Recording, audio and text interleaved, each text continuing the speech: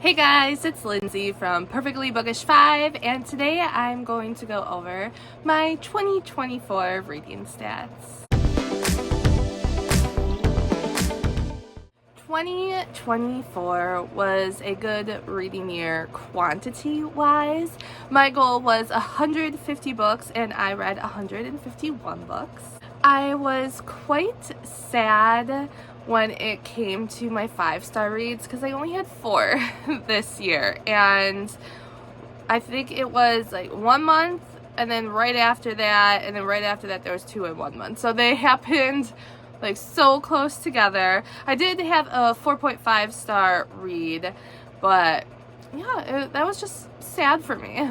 Those 5-star reads in the order that I read them were House of Flame and Shadow by Sarah J. Maas, Dragon Rider by Tara Matharu, Mad Love by Willow Astor, and then The Tryst by Sawyer Bennett. That 4.5-star read was Serpentine Valentine by Gianna Darling. Otherwise, I didn't have any, and I'm just hoping that more books really wow me this year. Because I don't give 5 stars lightly. Like, the book really has to be something special to me, pull some kind of feeling, emotion from me, and just be over the top that, like, man, this was such a good book. My top read authors this year were Sawyer Bennett with 8 books, Piper Rain with 6 books, Natasha Madison 5, and then S. Mastery and A.L. Jackson tied for 4 books. The majority of my reads this year were audiobooks. I am just loving audiobooks these last couple years. Yes, I love my physical copies, but I have just found a groove of listening to audiobooks when I'm doing something that I can concentrate and do my task at the same time. There are certain books I can't do that with. It usually tends to be more fantasy where it has a lot of world building. If it's the first book of the series and I'm trying to learn the world, I really got to concentrate for that. But a lot of different romance, contemporary romance books, I'm able to do something and listen to the book at the same time, and I'm so sad.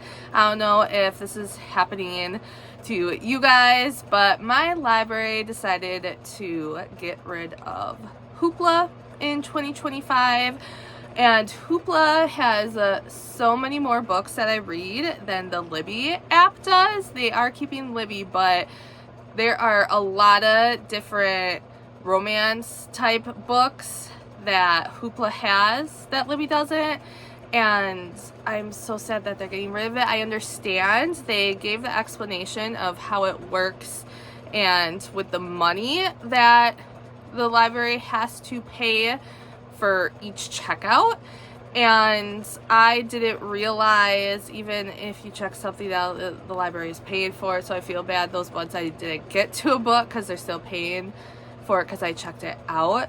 And I guess one of the bigger libraries in the area was taking care of a lot of the little libraries' costs, and they're like, we can't do that anymore. And because it's now in the little libraries, they're like, well, we can't either. So it was so sad. I text my friends right away and she's like, no, and she immediately went into looking how we could still utilize Hoopla. So that was just a bummer to hear because I love my audiobooks, but I'll still find a way somehow. Whether or not I recorded this truthfully, and I don't mean like telling the truth, it's just if I remembered to write it down or not, because I tried to do that this year. I believe I added 261 books to my shelves this year. 177 of those I bought myself, and then the rest I either won the book, I was gifted the book, or I had a gift card and I bought the book that way. But like, that's a lot of books I added to my shelf this year, and I did go to a couple book signings, and especially with Book Bonanza being the last one, got a little more there just for, part of memories and nostalgia and all that stuff. So yeah, I added a lot of books to my shelves. Some new to me authors that I really enjoyed this year: S. Mastery and S.J. Silvis. I started reading them because I am going to Wild and Windy in Chicago in 2025, and they are both going to be there.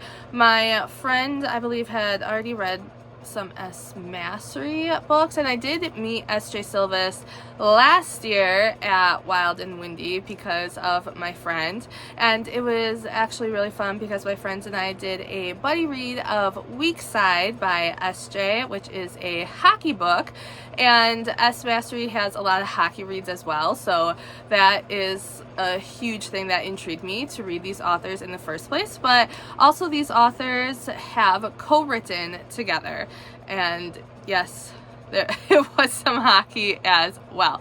But I have really enjoyed reading their work, and I'm looking forward to read more of theirs in 2025. I read my first Sarah Kate book in December, and I believe it was her newest one, Keep Me, and I surprised myself. I gave that a 4.25. I have never given a 0.25 before. It's either always been whole numbers or half numbers.